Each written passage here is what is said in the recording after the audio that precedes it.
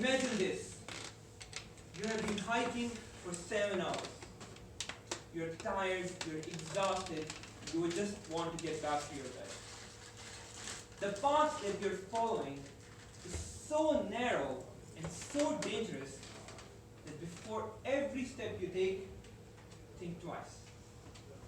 Because one step could mean the difference between life and death. And then comes a small patch of the path, which is even narrower. And you think to yourself, there's absolutely no way I can cross that. If I step one step further, I will die. You start to panic, shaking, cannot do anything, stuck, even though you know there is no going back. And the only logical thing to do is to take that step forward. Ladies and gentlemen, there is something that happened to me in June of 2014 when I tried to conquer the Tatra Mountains of Nepal. My friend Ola, she told me, Zan, it will be a very tough hike of 8 hours, so prepare well. I told her, Ola, listen, I come from Pakistan. We have the second highest mountain in the world. I was born to do this. Even though I have never been anywhere near that mountain. We wake up at 6 in the morning, we start walking, we go to the mountain. We're having a lot of fun, and I'm very excited. It's going well. The views were just absolutely amazing. Shimmering lakes, beautiful valleys, a bit of snow. It was middle of summer, but you could see snow on the peaks. And I was very excited, to an extent that I was annoying other people in my group. Come on guys, let's go, it's so nice, let's go! And they were, can you please shut up? We're struggling here to even walk. And I told them, it's because you're not Pakistani. We keep going and we reach the first summit, which is about 2,000 meters. And it was not so bad. We were about 1 hour delayed from our original plan, but we thought, okay, it's fine. Now we decided to proceed further. And Ola comes to me again and says, Zan, that was the beginning. That was easy.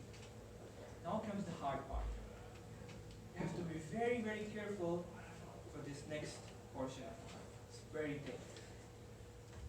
I said, I'm Pakistani. Didn't I tell you that? K2 mountain, the second highest in the world. Please, I was born to do this. We start walking again, start hiking, and guess what? It starts to get dangerous. Now the path is very narrow, so much so that they have these chains on the side of the mountain that you have to hold while you're walking next to it.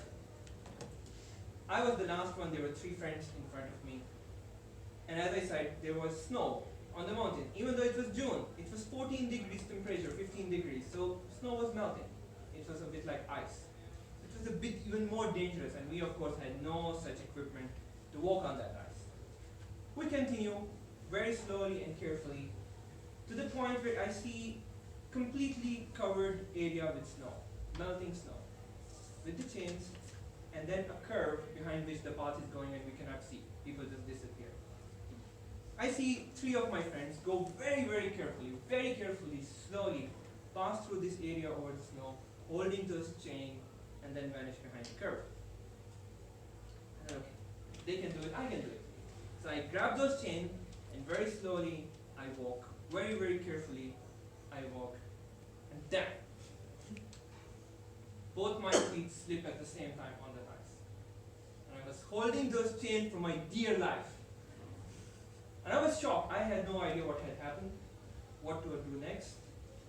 Fortunately, there were a couple of other climbers who were coming down, and they helped me back on my feet.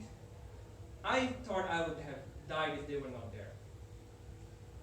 So I start to get back up, slowly walk, go behind the curve, and after 5 minutes reach my friend, who of course had seen nothing of it. So I tell them, guys, I just had a near-death experience. And they say, what? How can you have a near-death experience? This is such a small mountain. You cannot die here, Zan. Please stop making fun of it. We are already late. Stop complaining. Just walk behind us. Okay. Still, that path continues even with more chains and even narrower paths. But now something had gotten into my head. I was panicked. Every step I would take, I would think twice. Is it safe to put my feet here? Will I die? No, okay. Is it safe to put my feet here? Will I die? Probably I will. But I would take every step carefully, which meant that I was very slow and everyone was far ahead of me. And they were screaming at me, Zen, come on, go faster, we are getting late, it's going to get dark soon. But I was not moving. And this is the moment where this small portion of that path came, which I honestly thought there is absolutely no way I can cross this. And I was just holding those chains and I was not moving. I was standing there and I was screaming at them, I cannot go any forward, I will die. And they were far away, so I had to scream. And they were screaming back, no, go, go, go. 10 minutes like this, I stood. Finally, one of my friends, his name is Sami, he walked back up that path. He came to me and he said, Zen, hold my hand, I will help you cross it. I took his hand, I took the next step, and managed to cross that path. Still hiked for 5 more hours, but I was not panicking anymore. Now there are a few things you can learn from it. First of all, don't trust the Pakistani when he says he's bored to do it. Or don't trust the Polish when they say it's 8-hour hike because it's not 14 hours. But more importantly, the beginning was easy and fun. It was in the middle when something unforeseen, something catastrophic happened. It completely shook my confidence in myself of even walking on a simple track in the mountain. And I couldn't take a step forward. It's the same that happens to us in life. And in these moments, it's not a logical argument that gets us to take that next step. It's not a rational thought that gets us one step further. It's someone close to us, a friend, a family, coming to us and saying, hold my hand, I will help you take this step forward. And that one step, that helping hand, could be a new beginning for that person.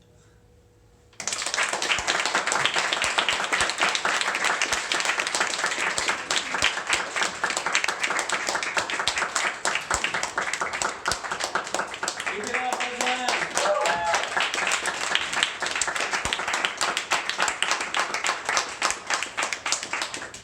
Now with Zen we had a little chat at the beginning of this event, Dragon Fire Stories Krakow.